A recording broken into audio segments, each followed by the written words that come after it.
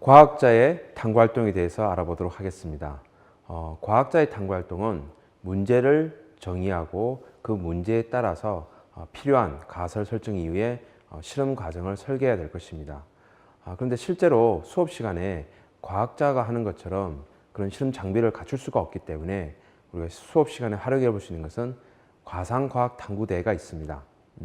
학생들이 가상적으로 실험을 한 것처럼 예상한 다음에 결과도 인터넷 검색을 통해서 그 예측할 수 있는 데이터를 구한 다음에 이를 제시하고 정리한 다음에 친구들에게 발표를 한 이후에 다시 한 번 더 친구들의 어떤 의견을 들어보는 그와 같은 수업 형태로 이루어진다고 볼 수 있습니다.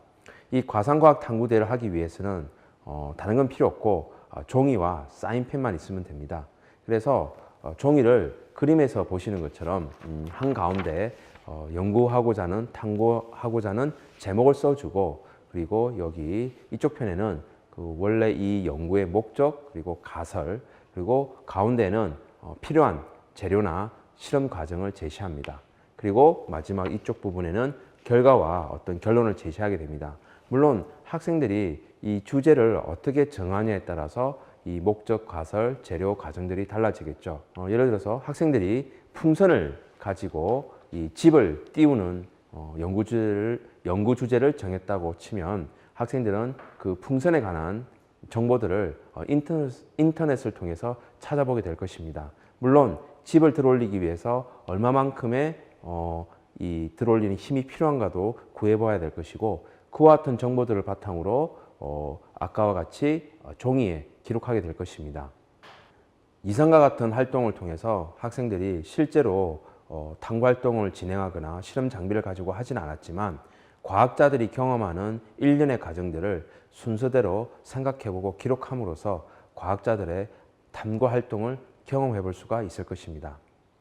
과학적 탐구가 사실은 굉장히 어렵고 난해하게 보이기도 하지만 간단한 실습 활동을 통해서도 학생들이 충분히 경험할 수 있는 기회가 될 것입니다. 자, 그럼 이제 가상과학탐구대회를 실제로 한번 해보도록 하겠습니다. 책상 위에 있는 종이 2장하고 사인펜을 서로 나누어 가지면 됩니다. 물론 이때 모둠으로 한 장을 작성할 것이기 때문에 다른 한 장에는 정보를 정리하거나 인터넷에서 찾은 자료들을 기록하는 용으로 사용합니다. 스마트폰을 꺼내서 같이 검색해도 좋습니다. 자, 그럼 이제 한번 시작해 볼까요?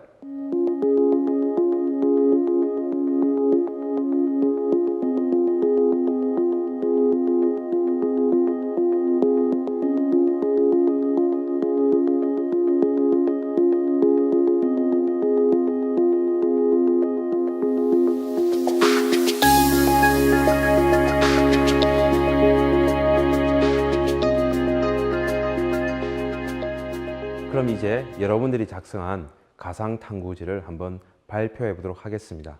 누가 발표해 볼까요? 제가 하겠습니다. 네, 나와서 해주시기 바랍니다. 저희 조의 주제는 쌀 대신 곤충입니다. 저희 조의 실험 목적은 곤충으로 식량 문제를 해결이 가능한가를 생각해 본다입니다.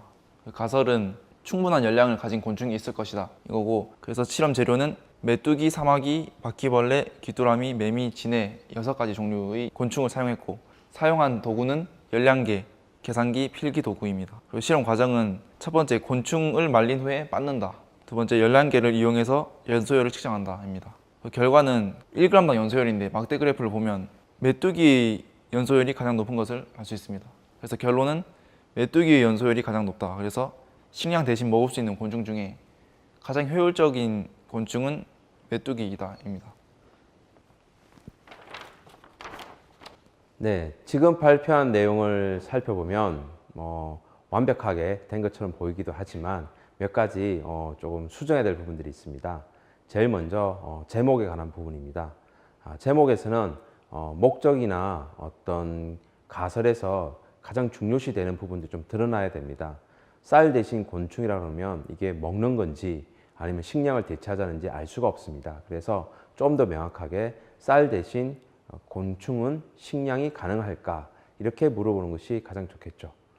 그리고 이 실험의 결과 부분에서 연소율을 측정했는데 가급적이면 연소율을 측정할 때 어떠한 방법을 통해서 예를 들면 필요한 것이 뭐 산발이가 필요하다 아니면 불을 피우기 위한 알코올 램프가 필요하다 등등 구체적으로 좀 더 제시가 돼야 될 것이고 그 결과는 여러분들이 실제로 할 수가 없기 때문에 가상적으로 이 실험의 결과를 찾아내야 됩니다. 물론 인터넷 검색을 통해서도 할 수 있겠지만 기본적으로 학술적인 논문이 모여 있는 곳을 사용하면 좋습니다. 현재 국내에서는 한국교육학술정보원이 국내에서 유통되고 있는 또는 모든 대학의 학위 논문들을 모두 모아서 공짜로 무료로 제공하고 있습니다. 그래서 여러분들이 그곳 사이트를 찾아가서 관련된 주제를 키워드를 넣어서 검색해 보면 관련된 자료들을 찾아볼 수 있을 것이고 만약에 무료로 다운로드 받거나 이렇게 접근할 수 없다면은 그 저자들의 소속 기관들이 명시되어 있습니다. 그곳에 문의를 해서 정보들을 찾아볼 수가 있습니다.